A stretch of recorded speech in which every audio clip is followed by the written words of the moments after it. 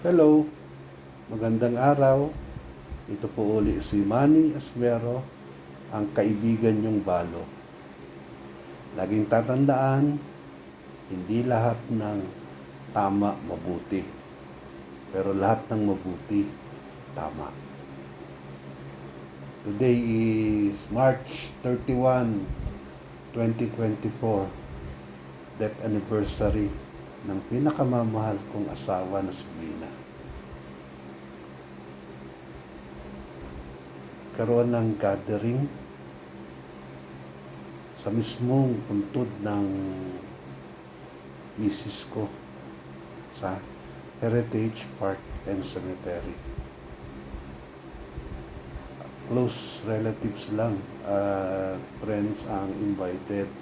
Sila yung mga kamag-anak namin at mga kaibigan namin na dumamay, nagmalasakit, nagkita ng pagmamahal kay Bina nung si Bina ay nasa ospital, nung siya ay binurol at nung siya ay inilibing. Sila na ngayon yung yung lagi namin kasama-sama sa mga gatherings, sa mga reunions, sa mga outings, kasi na-realize ng family ko na worth keeping sila kasi sa pinakita nilang pagmamahal sa pamilya namin. Nagpamisa kami para sa kaluluwa ni Bina for the eternal repose of her soul. Si Father Benji Bentahar, ang chaplain priest ng Heritage Park and Cemetery, nag-preside. Naalarma kami kasi dumating siya hilong-hilo o groggy. Kasi nagmotorsiklo lang siya patungo sa sementeryo, nagkataon sobrang init. Tapos siya, yung may helmet siya na sobrang kapal. Sa tingin namin, yun na nag-cause ng hilo niya Kasi makapal yung helmet, tapos mainit pa yung panahon, kaya siguro siya nahilo. Pinagpahinga muna namin siya para makarecover. Sawa naman ng Diyos, natapos niya yung misa na walang nangyari sa kanya. Praise God. Nagkaroon din ng program na sharing or kwentuhan. Ang topic ng program namin, yung 1-year experience namin tungkol kay Bina from the time na inilibing siya up to today. Up to today na anniversary niya. So, kung wala ka namang na-experience, pwede rin yung memories mo, yung magandang memories mo kay Bina, pwede mong i-share. Ang mga nag-speech, si Tisha Dolier, Shane Dolier, Tintin Hidalgo, sila yung unang tatlo. Nag-share sila tungkol doon sa magandang memories na na-experience nila kay Bina. Sabi nila, nagpapasalamat sila, nagkaroon sila ng tita na sobrang bait. At saka yung maaalahanin yan. Ang next dapat na magsasalita yung anak ko na si Bia Esmero Marcelo Kaso na-overwhelm siya nung emotions niya. Iyak ng iyak siya kasi naalala niya yung yung pagmamahal ng mami niya sa kanya eh. Kaya nilaktawan na lang siya. Next na nagsalita si Noel Dolier, yung brother-in-law ko. Kwento niya, maganda yung kwento niya eh. Kwento niya, nakita daw niya si Bina kasama yung misis niya si Tess Dolier sa mall. Hindi lang nila sigurado kung si Bina yon o kamukhang kamuka ni Bina na babae. So sinundan nila yung babae, pero bigla daw nawala. So, napaniwala na lang nila, kaluluwa yun ni Bina na nangungumusta sa kanila. Nagsalita rin yung sister-in-law ko, si Nenet, tsaka yung guest speaker namin lagi, si Mrs. Marcelo, yung mother ng son-in-law ko.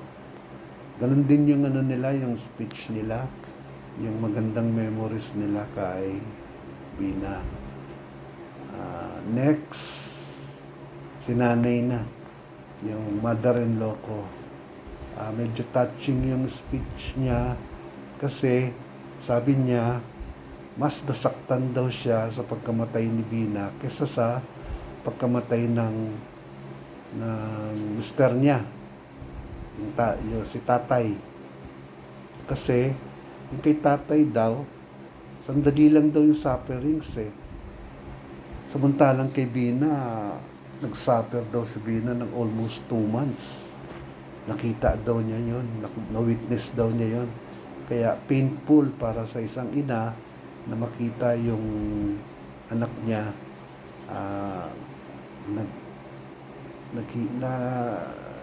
nagsasuffer.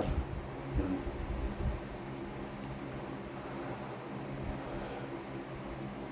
Then my turn came. Ako na. Umarap ako sa audience.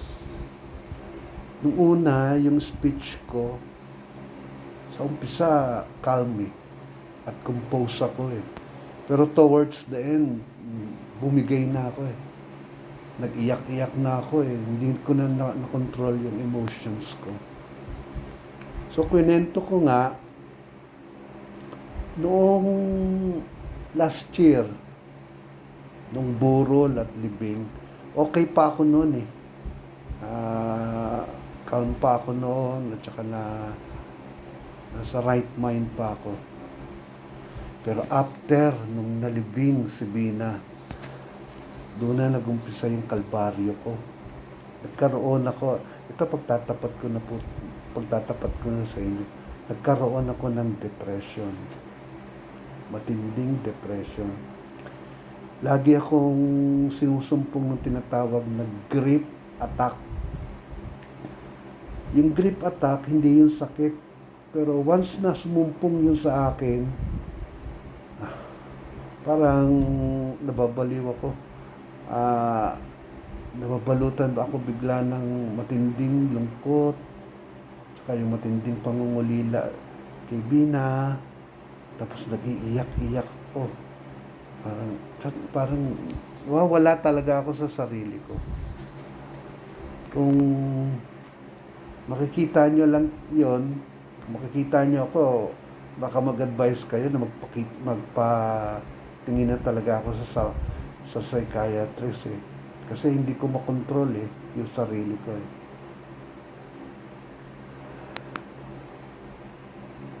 Yung grief attack sa akin, karaniwan sumusumpong yung mga nagtitrigger eh. Karaniwan na nagtitrigger ito. Yung pagkalito napapadaan ako dun sa mga paboritong place namin ni Bina, yung mga pasyalan, yung mga favorite restaurant na pinupuntahan namin. O kaya yung mga important dates, important events sa buhay namin. Tulad ng wedding anniversary namin, sumumpong doon yung gripe attack. Yung mga birthday ko, birthday niya, birthday ng mga anak namin. Nagkakaroon din ako ng episode ng gripe attack. Gripe attack. Maawa kayo sa akin pagka na-witness nyo lang talaga kasi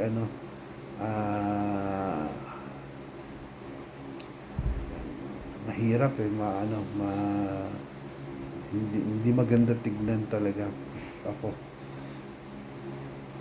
Hindi ko masyado hindi ko pinapahalata 'yon sa mga pamilya ko, sa mga kamag-anak ko, sa mga kaibigan ko kasi ayaw kong ayaw kong masira yung mood nila o nung event. Usually pagka may mga reunions or events, normal ako kumilos sa harap nila. Hindi ko pinapahalata. I make it a point na meron akong smiling face. I have the smiling face para hindi nila mahalata. So, tatapatin ko na kayo Pakitang tao lang yung ikinikilos ko doon. Pero deep inside, mabigat yung kalbaryong dinadanas ko.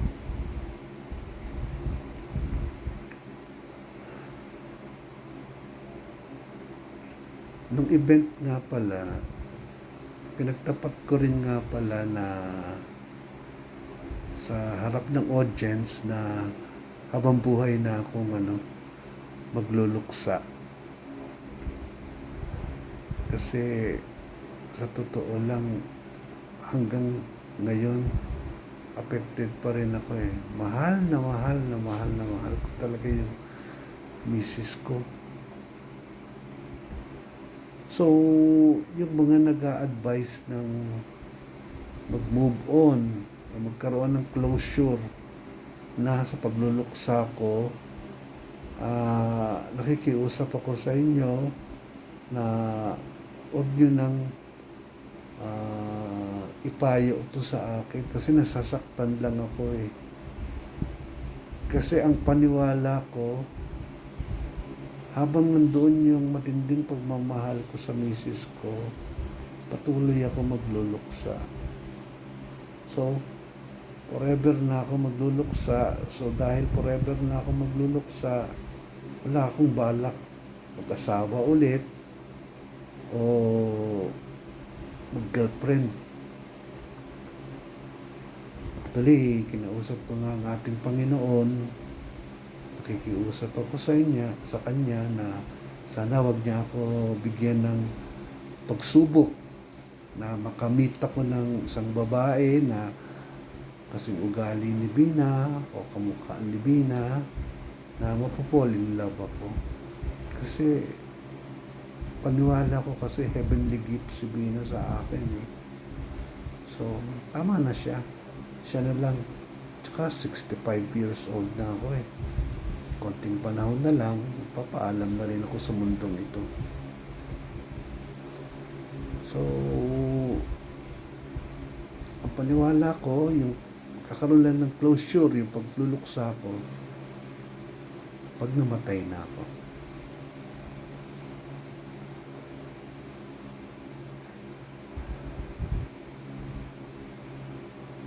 Naikwento ko rin nai-reveal ko rin sa harap ng mga kamag-anak at kaibigan na ni-reveal sa akin ng ating Panginoon ang purpose niya kung bakit na stroke at eventually namatay si Bina.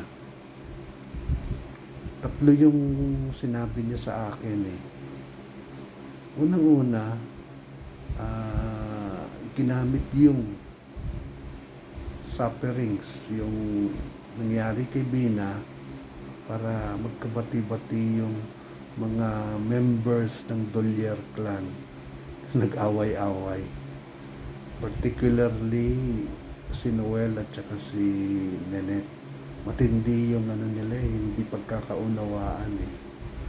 So, dahil doon sa nangyari kay Bina, wala na, hindi na no words na nag-utter pa sila. Basta nagbati sila. Nagyakapan na lang sila bigla. Kasi para to unite para sa kay Bina. Para iparating sa ating Panginoon na walang puwang ang galit o away-away. Kailangan mag-unite sila para kay Bina. Pangalawa, i-reveal din sa akin ng ating Panginoon na yung kahalagahan ng prayers, yung power ng prayers.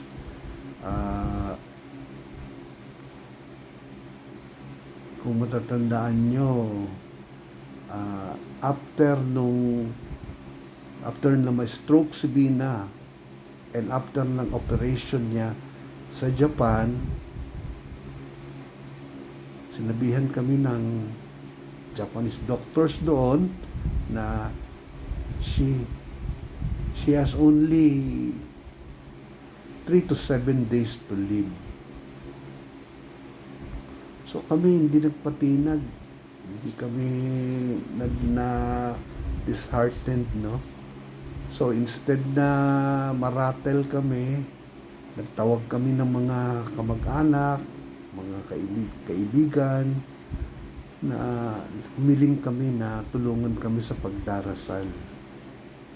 Lo and behold, after 4 days pa lang, 7 days yung binigay na taning, no? 3 to 7 days. After 4 days pa lang, pinagkaloob ng ating Panginoon yung himala na hinihiling ng dasal namin.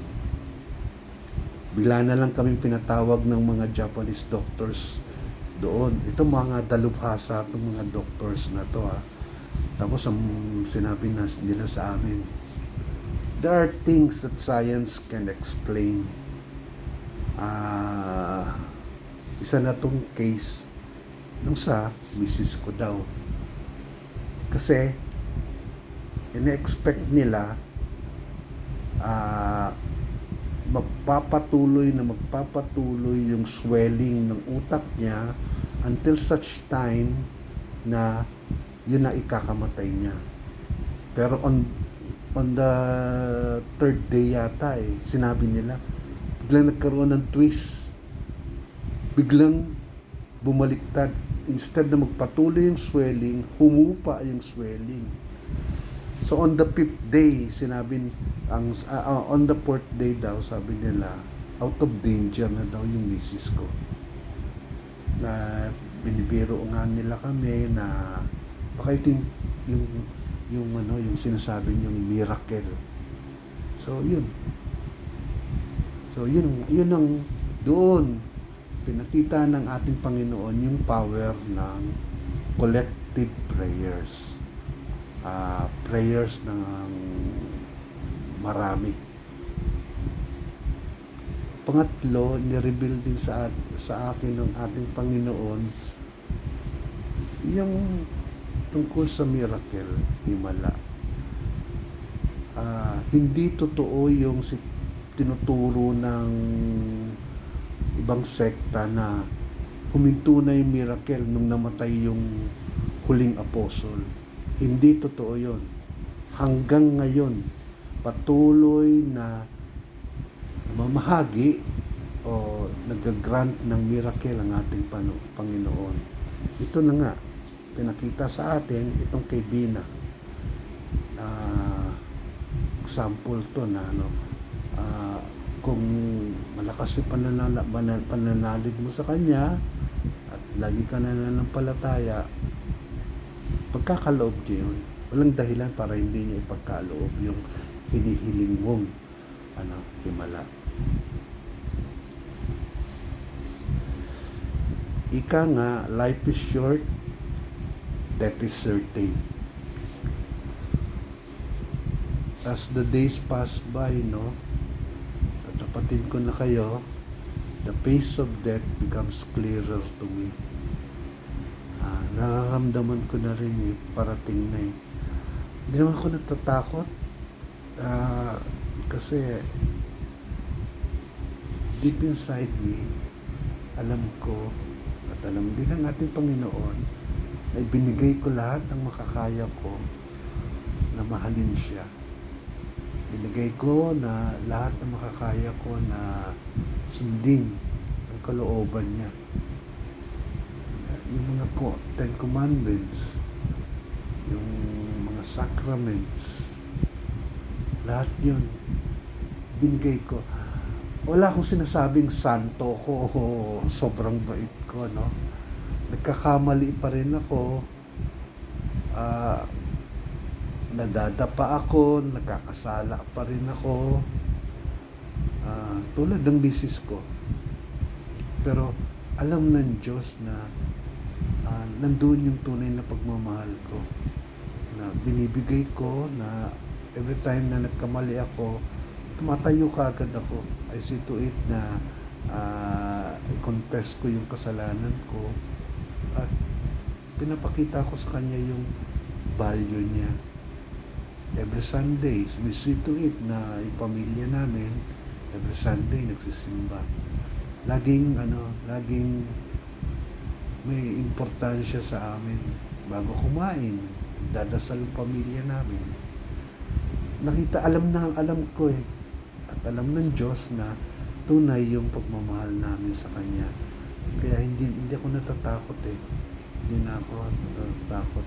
Tsaka gusto ko na rin talagang makapiling si Bina sa langit.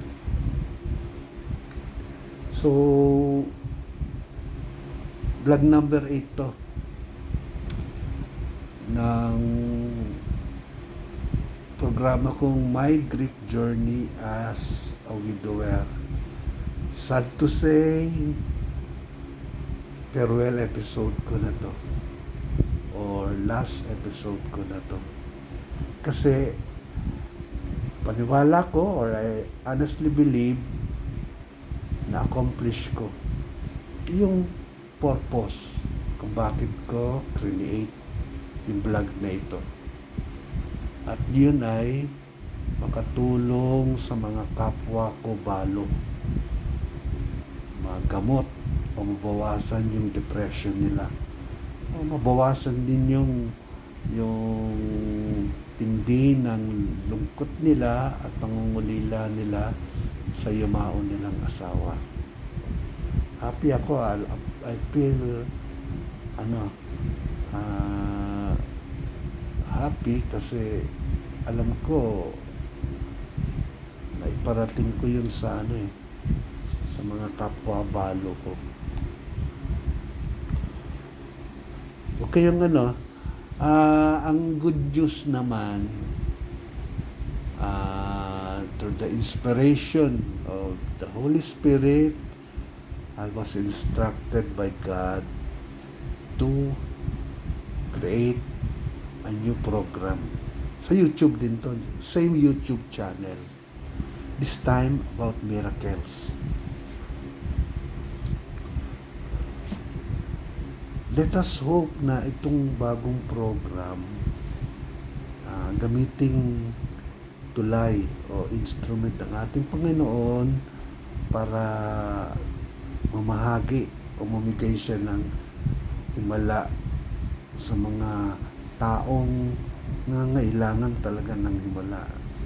Especially yung mga taong meron silang mahal sa buhay na may sakit o mamamatay na, o yung mga taong may relationship problem sa pamilya o sa mga anak, o yung mga taong matindi yung financial problems na humihingi ng tulong na sana makabangon sila sa mga utang nila, sa pagkakautang nila. So inaasahan ko Panonoorin nyo, susundan nyo, tatangkilikin nyo yung bagong programa ko. Tandaan nyo, hindi ako ang nakaisip noon.